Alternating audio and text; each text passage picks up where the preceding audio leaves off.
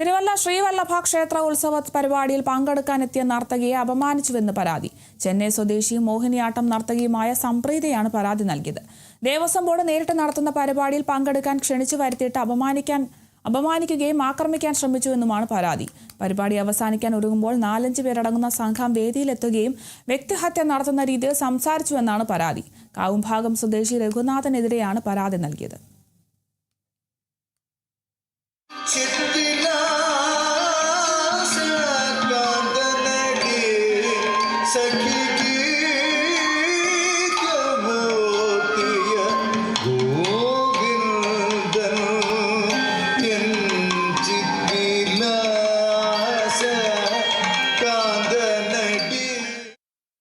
സംഭവം നടന്നത് തിരുവല്ല ശ്രീവല്ലഭ ക്ഷേത്രത്തിലെ പെർഫോമൻസിനിടയ്ക്ക് വെച്ചാണ്.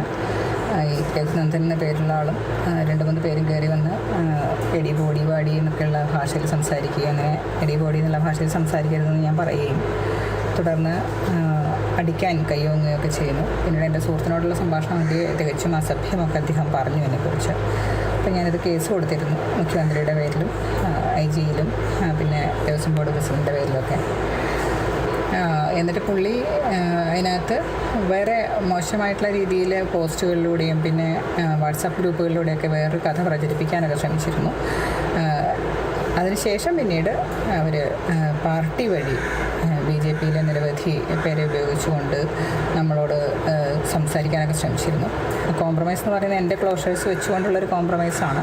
എന്നോട് മാപ്പപേക്ഷിക്കുക, സോഷ്യൽ മീഡിയയിൽ നിന്നുള്ള ഒരു ക്ലോഷർ വെച്ചുകൊണ്ടുള്ള ഒരു മാപ്പപേക്ഷയാണ് ഇപ്പോൾ നമ്മൾ കൊടുത്തിരിക്കുന്നത്.